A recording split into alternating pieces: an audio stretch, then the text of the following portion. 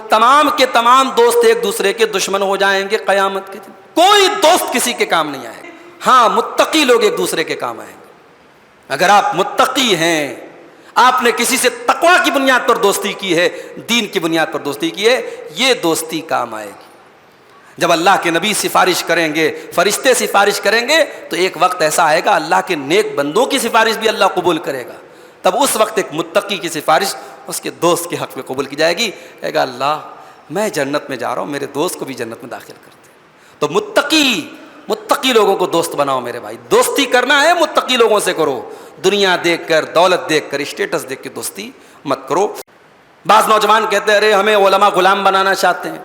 ہم علماء کے غلام تھوڑی ہیں, ہم قرآن حدیث پر چلیں گے. معاذ اللہ, کوئی آپ کو غلام بنانا نہیں چاہتا ہے. ہم آپ کو غلام بنانا نہیں چاہتے. ہم چاہتے ہیں کہ قرآن و حدیث کے خوبصورت نعرے کے نام پر آپ بھٹک نہ جائیں, آپ بہک نہ جائیں. اس لیے ہم کہتے ہیں کہ جو آتھینٹک علماء ہیں ان سے جڑو. اپنے آپ کو اتنا بڑا مقام مت دو کہ صاحب ہم سمجھ لیں گے, ہمارے اندر اتنی تمیز ہے, کیا صحیح ہے کیا غلط ہے. پہلے اللہ نے بیٹی کا ذکر کیا, فرمایا یہب لمن یشاء اناثا, جس کو چاہتا اللہ بیٹی دیتا ہے. بعد میں بیٹے کا ذکر کیا. بعض علماء نے اس آیت کو سامنے رکھ کے کہا کہ پہلی اولاد اگر بیٹی ہو رہی ہے تو یہ اچھی بات ہے, یہ قرآن کے آرڈر کے مطابق ہے. اگر کسی کو پہلی اولاد بیٹی ہو رہی ہے تو یہ اچھی بات ہے, یہ تقدیر کی بات ہے, یہ خوش نصیبی کی بات ہے, کیونکہ قرآن کا آرڈر یہی ہے, قرآن کی ترتیبی کے پہلے بیٹی ہوتی ہے. سنوریہم آیاتنا فی الآفاق وفی انفسہم, ہم تم کو اپنی نشانیاں دکھائیں گے کائنات کے اندر اور خود تمہارے اپنے نفس کے اندر, حتی یتبین لہم انہ الحق, یہاں تک کہ تمہارے لیے کلیئر ہو جائے, واضح ہو جائے کہ اللہ کا کلام سچا ہے. اولم یکفی بربک انہ علی کل شیء شہید, کیا تمہارے رب کے لیے کافی نہیں ہے کہ وہ ہر چیز پر نگراں ہے اور ہر چیز پر گواہی دینے والا ہے. اس کے بعد اللہ تعالیٰ کی صفات کا ایک اصول بیان کیا گیا. اللہ تعالیٰ کی صفات قرآن میں بہت ساری بیان کی گئی, حدیثوں میں بھی بیان کی گئی. اب بعض صفات اللہ تعالیٰ کی ایسی ہیں جو اللہ کی بھی وہ صفت ہے اور بندے کی بھی وہ صفت ہے. مثال کے طور پر ہم بھی دیکھتے ہیں, اللہ بھی دیکھتا ہے. ہم بھی سنتے ہیں, اللہ بھی سنتا ہے.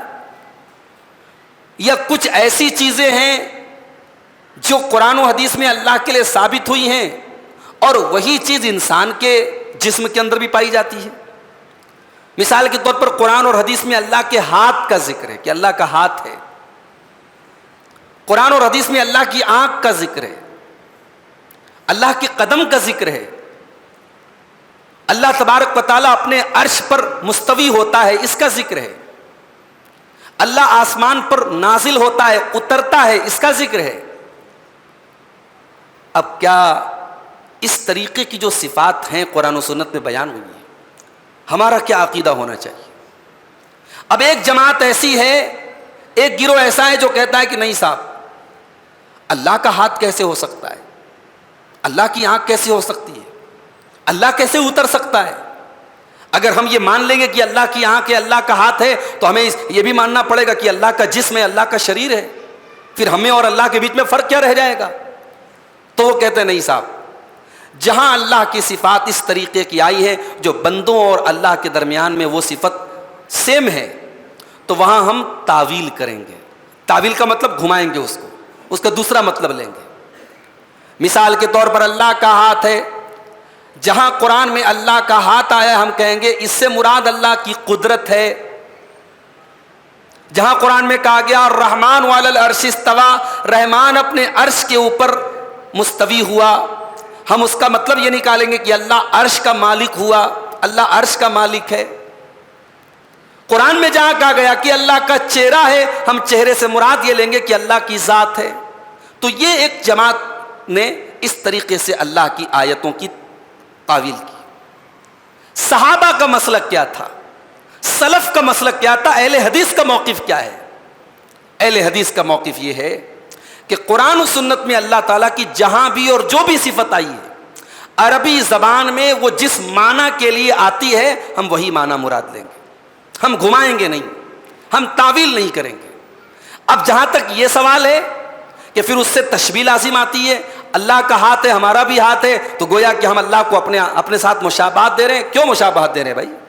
ہم نے یہ کب کہا کہ اللہ کا ہاتھ نعوذ باللہ ہمارے ہاتھ کی طرح ہے؟ ہم نے کبھی نہیں کہا. اللہ کا ہاتھ ہے یہ ہم مانتے ہیں.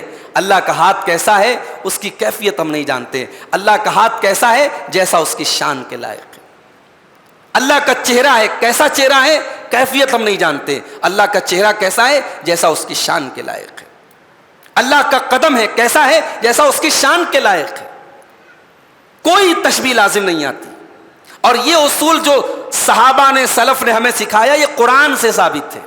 آئیے دیکھتے ہیں. اللہ فرماتا ہے لیس کمثلہ شیء, اللہ کے جیسی کوئی چیز نہیں ہے.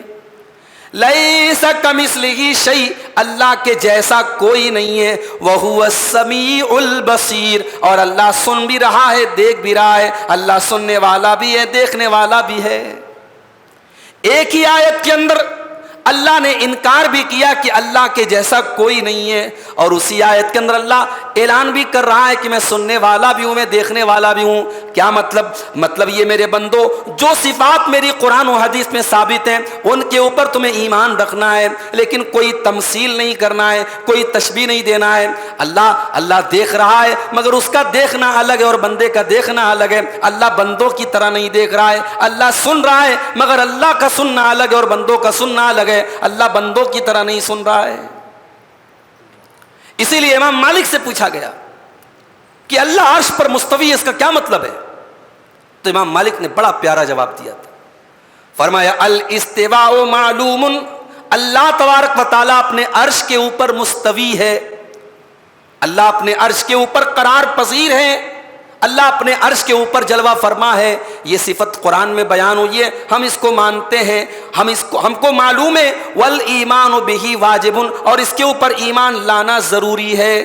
اور اس کے بعد فرمایا والکیف مجہول, اور کیفیت مجہول ہے. اللہ کیسے اپنے عرش کے اوپر مستوی ہے, کیفیت ہم نہیں جانتے, اس کی حقیقت ہم نہیں جانتے. والسؤال عنہ بدعۃ, اور اس کے بارے میں بہت سوال کرنا, بہت تحقیق کرنا, بہت اس کی قریت کرنا, یہ بدعت ہے. تو یہ اصول یاد رکھیے, یہ اصول قرآن کا بیان کیا ہوا ہے. اللہ کی جتنی صفات آئی ہیں قرآن و حدیث میں, اہل حدیث ان تمام صفات کو مانتے, اس کی تعویل نہیں کرتے, اس کی تحریف نہیں کرتے. اس کے بعد اللہ نے فرمایا کہ اے نبی, ہم نے آپ کو جو دین دیا ہے یہ دین کوئی نیا نہیں ہے. یہی دین حضرت نوح کو ملا تھا, یہی دین حضرت ابراہیم کو ملا تھا, یہی دین تمام نبیوں کو ملا تھا. اسی دین کا آخری ورژن آپ کو دیا جا رہا ہے. یہ دین سیم ہے, سارے نبیوں کا دین الگ تھا, ان کی شریعتیں الگ الگ تھیں, ان کے طریقے اور فروعات میں اختلاف تھا, اصول سب کا سیم تھا, توحید سب کے یہاں تھی اور دین کی بنیاد سب کے یہاں سیم تھی. اللہ نے فرمایا شرع لکم من الدین ما وصى به نوحا, اے مسلمانوں اللہ نے تم کو وہی دین عطا فرمایا ہے جو دین اللہ نے حضرت نوح کو عطا فرمایا.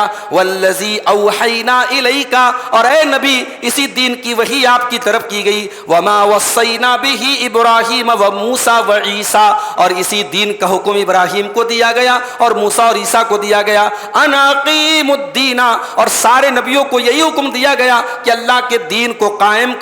ولا تتفرقوا فیہ, اور اللہ کے دین میں تفرقہ نہ ڈالو, توحید سے مت ہٹو ورنہ تفرقہ پیدا ہو جائے گا. اللہ کے دین پر قائم رہو, توحید پر قائم رہو. سارے نبیوں کا یہی دین تھا. اس کے بعد اللہ نے فرمایا کہ شریعت میں کسی حکم کو نافذ کرنا, اس کی اتھارٹی انسان کو حاصل نہیں.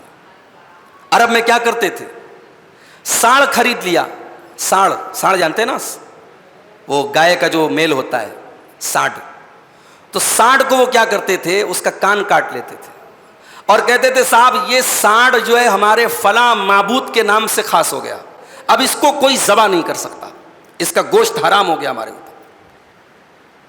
تو یہ اللہ کے حلال کیے ہوئے چیز کو حرام کرنے کی اتھارٹی تم کو کس نے دی؟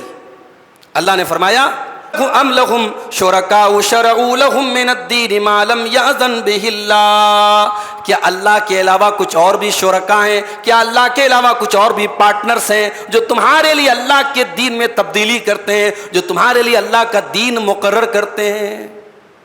اس کا مطلب یہ ہوا کہ جو انسان دین کے اندر بدعت نکالتا ہے وہ بدعت نکالنے والا اللہ تبارک و تعالیٰ کی اتھارٹی کسی اور کو دیتا ہے, کسی اور کو یہ حق دیتا ہے کہ وہ اللہ کے دین میں تبدیلی کر سکے اور چینجنگ کر سکے. دین اللہ کا ہے اور اللہ کے علاوہ کسی کو حلال و حرام کرنے کی اتھارٹی نہیں ہے. اسی لیے سب سے پہلا انسان جس نے عرب کے اندر اس کام کی شروعات کی تھی, جانوروں کو حرام کرنے کی شروعات کی تھی, اس کا نام تھا عمرو بن لحی. اللہ کے نبی فرماتے ہیں کہ عمرو بن لحی کو میں نے دیکھا کہ جہنم میں وہ اپنی اتڑیوں کو کھینچ رہا ہے. معراج کی رات میں آپ کو جو مناظر دکھائے گئے اس میں آپ نے یہ بھی دیکھا کہ عمرو ابن لحی اپنی اتڑیوں کو جہنم کی آگ میں گھسیٹ رہا ہے, کھینچ رہا ہے. اتنا دردناک عذاب اس کو دیا جا رہا ہے. کیوں؟ کیونکہ سب سے پہلا انسان جس نے عرب کے اندر اور مکے کے ماحول کے اندر یہ جو جانوروں کو حرام کرنے کا, اپنے بتوں کے نام پہ اور اپنے غیر اللہ کے نام پہ بتوں کو حرام کرنے کا سلسلہ سب سے پہلے اس نے شروع کیا تھا. تو بدعت سے خطرناک ہوتا ہے بدعت کا انوینشن کرنا, بدعت کو ایجاد کرنا, بدعت کی شروعات کرنا. تو بدعت کی شروعات جو کرے گا اس کو بہت دردناک عذاب ہوگا. اس کے بعد اللہ کے نبی کو حکم دیا جا رہا ہے, اے نبی آپ کہہ دیجئے کہ میں اس دین کی تبلیغ پر تم سے کوئی کمیشن نہیں مانگ رہا ہوں. قُل لَا أَسْأَلُكُمْ عَلَيْهِ أَجْرًا, اے نبی آپ فرما دیجئے کہ میں دین کے نام پر تم سے کوئی اجرت نہیں مانگ رہا ہوں. إِلَّا الْمَوَدَّةَ فِي الْقُرْبَى, مگر ہاں میری تمہارے ساتھ جو قرابت ہے, میں بھی قریش کا تم بھی قریش کے, میں بھی بنی ہاشم کا تم بھی بنی ہاشم کے, میں بھی اسماعیل کی اولاد تم بھی اسماعیل کی اولاد, ہمارے اور تمہارے درمیان اے مکہ والو, اے قریش کے لوگوں, جو قرابت ہے, جو خاندان کا رشتہ ہے, کم سے کم اس کا تو لحاظ رکھو. مجھے تکلیف تو نہ پہنچاؤ, مجھے دکھ تو نہ دو. تم اپنا کام کرو, میں اپنا کام کرتا ہوں. میں تم سے کوئی اجرت تو نہیں مانگ رہا ہوں, میں اللہ کے دین کا کام کر رہا ہوں, مجھے کرنے دو. یہ اس آیت کا الا المودۃ فی القربى, کہ میں تم سے رشتہ داری کے نام پر جو محبت ہوتی ہے اس محبت کا سوال کرتا ہوں, یہی مراد ہے. اس آیت کی صحیح تفسیر یہی ہے. لیکن شیعہ حضرات کہتے ہیں کہ نہیں صاحب, یہاں اللہ کے نبی کیا کہنا چاہتے ہیں؟ یہاں اللہ کے نبی کہنا چاہتے ہیں کہ اے مکہ والوں, میں تم سے کچھ نہیں مانگتا مگر 5 لوگوں کی محبت مانگتا ہوں. محمد صلی اللہ علیہ وسلم, حضرت علی, حضرت فاطمہ, حضرت حسن, حضرت حسین, 5 کی محبت تم سے مانگتا ہوں. جبکہ یہ آیت مکی ہے, مکہ میں نازل ہوئی ہے. ابھی مکہ میں تو اللہ کے نبی کی بیٹی حضرت فاطمہ کی شادی بھی نہیں ہوئی ہے, ابھی علی داماد نہیں ہوئے, ابھی حسن اور حسین رضی اللہ تعالیٰ عنہما وجود میں بھی نہیں آئے ہیں. لیکن اس آیت کا یہ مطلب اپنے عقیدے کو ثابت کرنے کے لیے شیعہ حضرات استعمال کرتے ہیں. اسی لیے اپنے نوجوانوں سے کہتا ہوں کہ صرف قرآن کے نام پہ بہک مت جاؤ کہ صاحب قرآن پڑھا جا رہا ہے. قرآن کی کیا تشریح ہو رہی ہے, قرآن کی کیا انٹرپریٹیشن ہو رہی ہے, قرآن کو کیسے بیان کیا جا رہا ہے, یہ بھی ضروری ہے میرے بھائی. بعض نوجوان کہتے ہیں ارے ہمیں علماء غلام بنانا چاہتے ہیں. ہم علماء کے غلام تھوڑی ہیں, ہم قرآن حدیث پر چلیں گے. معاذ اللہ, کوئی آپ کو غلام بنانا نہیں چاہتا ہے. ہم آپ کو غلام بنانا نہیں چاہتے. ہم چاہتے ہیں کہ قرآن و حدیث کے خوبصورت نعرے کے نام پر آپ بھٹک نہ جائیں, آپ بہک نہ جائیں. اس لیے ہم کہتے ہیں کہ جو آتھینٹک علماء ہیں ان سے جڑو. اپنے آپ کو اتنا بڑا مقام مت دو کہ صاحب ہم سمجھ لیں گے, ہمارے اندر اتنی تمیز ہے, کیا صحیح ہے کیا غلط ہے. اب یہ قرآن کی آیت ہے, اس کو شیعہ حضرات پیش کر کے بڑے وزندار الفاظ میں کہتے ہیں سب قرآن کہہ رہا ہے کہ اہل بیت سے محبت کرو, نبی کہہ رہے ہیں میں تم سے اہل بیت کی محبت مانگ رہا ہوں.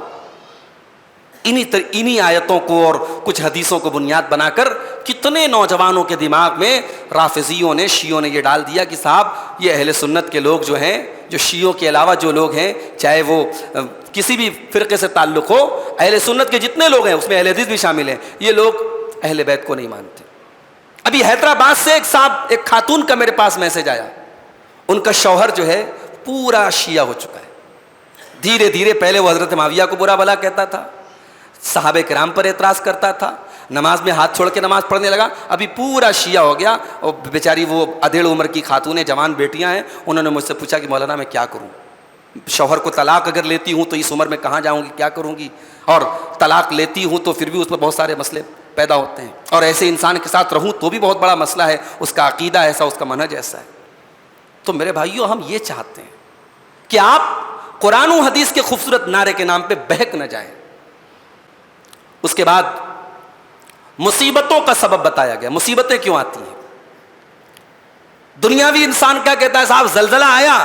زلزلہ کیوں آیا؟ زمین ڈس بیلنس ہو گئی, سوکھا پڑ گیا. اچھا یہاں مانسون نہیں ہوا یا بارش نہیں ہوئی. ایک دنیاوی انسان ہر مصیبت کے پیچھے نیچرل ریزنز تلاش کرتا ہے. مومن ایسا نہیں ہے. مومن نیچرل ریزن بھی تلاش کرتا ہے اور مومن اسپریچول ریزنز بھی تلاش کرتا ہے. مومن یہ دیکھتا ہے کہ ہم سے چوک کہاں ہوئی, ہم نے کوئی گناہ تو نہیں کر دیا, ہمارے اوپر یہ مصیبت کیوں آئی. اور اللہ کہتا ہے وَمَا أَصَابَكُم مِّن مُّصِيبَةٍ فَبِمَا كَسَبَتْ أَيْدِيكُمْ وَيَعْفُو عَن كَثِيرٍ. میرے بندو, تم پر جو بھی مصیبتیں آتی ہیں, جو بھی پریشانیاں آتی ہیں, تمہارے اپنے کرتوتوں کا نتیجہ ہوتی ہیں. اور اللہ تعالیٰ تو تمہارے بہت سارے گناہوں کو معاف کر دیتا ہے. اگر تمہارے ہر گناہ کی سزا وہ تم کو دینے لگے تو روئے زمین پر کوئی زندہ باقی نہ بچے. وہ تو بڑا کریم ہے, اور سارے گناہوں کو تو وہ یوں ہی معاف کر دیتا ہے. کچھ گناہوں کی سزا دیتا ہے تو یہ مصیبتیں تم پر آتی ہیں. اس کے بعد اللہ نے فرمایا کہ آخرت میں کامیابی 9 لوگوں کو ملے گی. 9 ٹائپ کے لوگوں کو ملے گی, جن کے اندر 9 چیزیں ہوں گی, ان کو آخرت کی کامیابی ملے گی. فرمایا فَمَا أُوتِيتُم مِّن شَيْءٍ فَمَتَاعُ الْحَيَاةِ الدُّنْيَا. اے میرے بندو, تمہیں دنیا میں جو بھی دے دیا جائے, دولت دے دی جائے, کاروبار دے دیا جائے, بیوی دے دی جائے, بچے دے دیے جائیں, فَمَا أُوتِيتُم مِّن شَيْءٍ فَمَتَاعُ الْحَيَاةِ الدُّنْيَا. تمہیں جو بھی دے دیا جائے وہ تو دنیا کی دولت ہے. وَمَا عِندَ اللَّهِ خَيْرٌ وَأَبْقَىٰ. اور جو اللہ کے پاس باقی رہنے والی چیز ہے, آخرت کی جو نعمتیں ہیں, جو جنتیں ہیں, وہ کس کو ملیں گی؟ فرمایا لِلَّذِينَ آمَنُوا. سب سے پہلی چیز وہ ایمان والوں کو ملے گی. وَعَلَىٰ رَبِّهِمْ يَتَوَكَّلُونَ. اور ان لوگوں کو ملے گی جو اپنے رب کے اوپر بھروسہ کرتے ہیں. پھر فرمایا وَالَّذِينَ يَجْتَنِبُونَ كَبَائِرَ الْإِثْمِ وَالْفَوَاحِشِ. اور تیسری چیز ان لوگوں کو آخرت ملے گی جو گناہوں سے بچتے ہیں, جو بڑے بڑے گناہوں سے بچتے ہیں, جو فحش کاموں سے بچتے ہیں, جو زناکاری سے, بدکاری سے بچتے ہیں. وَإِذَا مَا غَضِبُوا هُمْ يَغْفِرُونَ. اور چوتھی چیز, جب ان کو غصہ آتا ہے, جب وہ غضبناک ہوتے ہیں تو سامنے والے کو معاف کر دیتے ہیں, غصے کو کنٹرول کرتے ہیں, غصے میں معاف کر دیتے ہیں. اور پانچویں چیز فرمایا والذین استجابوا لربہم. وہ اپنے رب کا حکم مانتے ہیں, اپنے رب کے فرما بردار ہوتے ہیں. اور چھٹی چیز واقاموا الصلاۃ. وہ نماز قائم کرتے ہیں. اور ساتویں چیز وامرہم شورا بینہم. ان کے آپس کے کام مشورے سے ہوتے ہیں, وہ ڈکٹیٹرشپ نہیں کرتے, وہ اپنے فیصلوں کو تھوپتے نہیں ہیں, وہ مشورے سے کام کرتے ہیں. اور آٹھویں چیز ومما رزقناہم ينفقون. اور جو روزی ہم نے دیے اس میں سے وہ خرچ کرتے ہیں. اور نویں چیز فرمایا والذین اذا اصابہم البغی هم ينتصرون. اور جب ان کے اوپر کوئی ظلم کرتا ہے, کوئی زیادتی کرتا ہے, تو وہ برابر انتقام بھی لیتے ہیں. ایک طرف اللہ کہہ رہا معاف کر دیتے ہیں, اور یہاں کہہ رہا انتقام بھی لیتے ہیں. اس کا مطلب کہ معاف کرنے کی جگہ معاف کرتے ہیں اور انتقام لینے کی جگہ انتقام لیتے ہیں. کسی نے اگر آپ کے اوپر ظلم کیا ہے تو ظلم کو سہنے کی اجازت نہیں دی ہے اسلام میں. ایک ہوتا ہے کہ صاحب کسی سے ہمارے حق میں زیادتی ہو گئی, اب ہم بدلہ لے سکتے ہیں, مگر چلو بھائی غلطی ہو گئی معاف کر دو. اور سامنے والا ظلم کر رہا ہے اور ہم صاحب خاموش بیٹھے رہے. اللہ نے فرمایا نہیں. والذین اذا اصابہم البغی. جب ان کے اوپر ظلم و زیادتی ہوتی ہے, اذا ہم ینتصرون. تو اپنا ڈیفنس کرتے ہیں, اپنی ذات کا بچاؤ کرتے ہیں. سیلف ڈیفنس تو دنیا کے کسی قانون میں بھی حرام نہیں ہے. اپنے سیلف ڈیفنس کے لیے, اپنی جان اور مال بچانے کے لیے اگر انسان شہید ہو جائے تو شہید ہے وہ, اگر مر جائے تو شہید ہے وہ. اللہ کے نبی نے شہید کہا ہے اس کو. لیکن بدلہ لینے کی اجازت دینے کے بعد پھر فوراً اللہ نے فرمایا وَجَزَاءُ سَيِّئَةٍ سَيِّئَةٌ مِثْلُهَا. برائی کا بدلہ اسی کے جیسی برائی سے دیا جا سکتا ہے. فَمَنْ عَفَا وَأَصْلَحَ فَأَجْرُهُ عَلَى اللَّهِ. لیکن جو معاف کر دے اور جو اپنے عمل کو درست کر لے تو اس کو اللہ ثواب دے گا. معاف کر دو تو بہتر ہے. جہاں تک ممکن ہو معافی کا آپشن بہتر ہے، اور جہاں آپ بدلہ لینا چاہیں اور سامنے والا زیادتی سے کام لے رہا ہے آپ بدلہ لے سکتے ہیں۔ اس کے بعد اولاد، کسی کو بیٹی ہو رہی ہے، کسی کو بیٹا ہو رہا ہے، کسی کو دونوں ہو رہا ہے، کسی کو کچھ نہیں ہو رہا ہے۔ ایسا کیوں ہو رہا ہے؟ اللہ نے فرمایا للہ ملک السماوات والارض، اللہ ہی آسمانوں کا مالک ہے، اللہ ہی زمین کا مالک ہے۔ یخلق ما یشاء، وہ جو چاہتا ہے پیدا کرتا ہے۔ یہب لمن یشاء اناثا، وہ جس کو چاہتا ہے بیٹی دیتا ہے۔ ویہب لمن یشاء الذکور، اور جس کو چاہتا ہے بیٹا دیتا ہے۔ او یزوجہم ذکرانا واناثا، یا جس کو چاہتا ہے لڑکا لڑکی دونوں دیتا ہے۔ ویجعل من یشاء عقیما، اور جس کو چاہتا ہے اللہ تعالیٰ بے اولاد کر دیتا ہے، بانجھ کر دیتا ہے۔ آج تو صاحب ہو رہی ہے اولاد، کون کون سے طریقے نکل گئے صاحب، سروگیسی کے ذریعے اولاد ہو رہی ہے، اور آئی وی ایف کے ذریعے اولاد ہو رہی ہے، کسی کی منی کسی کے بیضے میں ملا کر کے اولاد ہو رہی ہے۔ یہ حرام اور یہ نیچرل طریقے نہیں ہیں، اس سے نسب ثابت نہیں ہوگا۔ اگر کسی کی منی کسی کے بیضے میں ڈال دی گئی تو یہ زنا کاری قرار دی جائے گی، یہ جائز نہیں ہوگا۔ اسلام نے اولاد پیدا کرنے کا جو ایک نیچرل طریقہ ہے جس سے نسب ثابت ہوتا ہے کہ ہاں یہ فلاں کا بیٹا ہے، بس وہی طریقہ جائز ہے۔ اس طریقے کے مطابق اللہ اولاد دیتا ہے، کسی کو لڑکی دے۔ اچھا، پہلے لڑکی کا ذکر کیا، پہلے اللہ نے بیٹی کا ذکر کیا، فرمایا یہب لمن یشاء اناثا، جس کو چاہتا اللہ بیٹی دیتا ہے، بعد میں بیٹے کا ذکر کیا۔ بعض علماء نے اس آیت کو سامنے رکھ کے کہا کہ پہلی اولاد اگر بیٹی ہو رہی ہے تو یہ اچھی بات ہے، یہ قرآن کے آرڈر کے مطابق ہے۔ اگر کسی کو پہلی اولاد بیٹی ہو رہی ہے تو یہ اچھی بات ہے، یہ تقدیر کی بات ہے، یہ خوش نصیبی کی بات ہے، کیونکہ قرآن کا آرڈر یہی ہے، قرآن کی ترتیب کہ پہلے بیٹی ہوتی ہے۔ اور کسی کو اگر صرف بیٹی ہو گئی، کسی کو صرف بیٹا ہو گیا، کسی کو دونوں ہو گیا، کسی کو کچھ نہیں ہوا، اللہ کی مشیت ہے۔ اللہ سے دعائیں کریں۔ جو اولاد سے محروم ہے یہ یاد رکھے کہ اولاد دینے والا اللہ ہے۔ علاج کرائے، میڈیکل سائنس ترقی کر گئی ہے، ہو سکتا ہے اس کے جو جراثیم ہوتے ہیں، جو کروموزوم ہوتے ہیں وہ کم ہو، وہ اپنا علاج کرائے، ساتھ میں اللہ سے دعائیں کریں۔ تہجد کی نماز پڑھے میاں بیوی رات میں، اللہ کے سامنے گڑ گڑا کے دعا کریں۔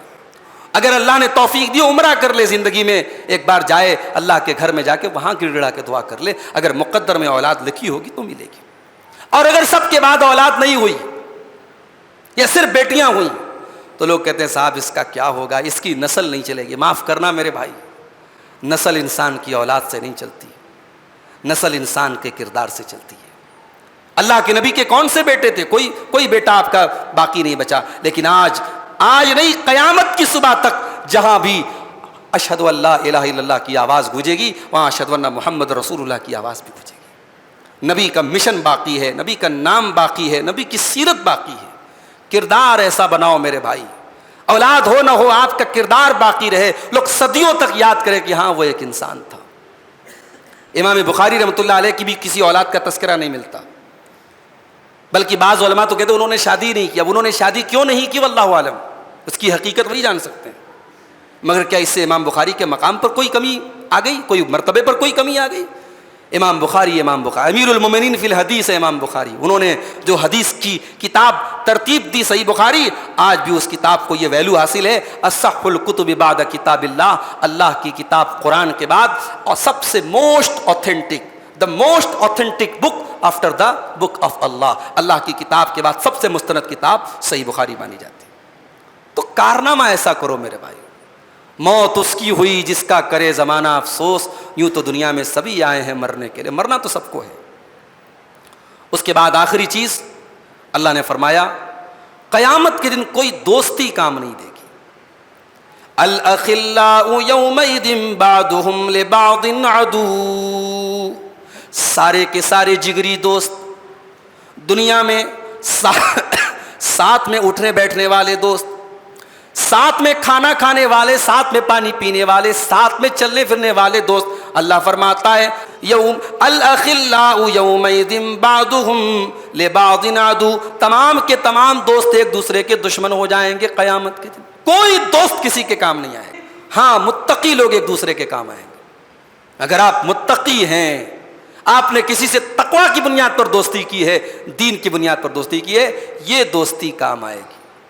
جب اللہ کے نبی سفارش کریں گے، فرشتے سفارش کریں گے، تو ایک وقت ایسا آئے گا اللہ کے نیک بندوں کی سفارش بھی اللہ قبول کرے گا۔ تب اس وقت ایک متقی کی سفارش اس کے دوست کے حق میں قبول کی جائے گی، کہے گا اللہ میں جنت میں جا رہا ہوں، میرے دوست کو بھی جنت میں داخل کر دے۔ تو متقی لوگوں کو دوست بناؤ میرے بھائی، دوستی کرنا ہے متقی لوگوں سے کرو، دنیا دیکھ کر، دولت دیکھ کر، اسٹیٹس دیکھ کے دوستی مت کرو۔ یہ 25ویں پارے کی چند آیتیں تھیں۔ اللہ سے دعا ہے رب العالمین ہمیں قرآن کریم پر غور کرنے، عمل کرنے، سمجھنے اور اس کو دنیا میں پھیلانے کی توفیق عطا فرمائے۔ آمین۔ وآخر دعوانا ان الحمد للہ رب العالمین۔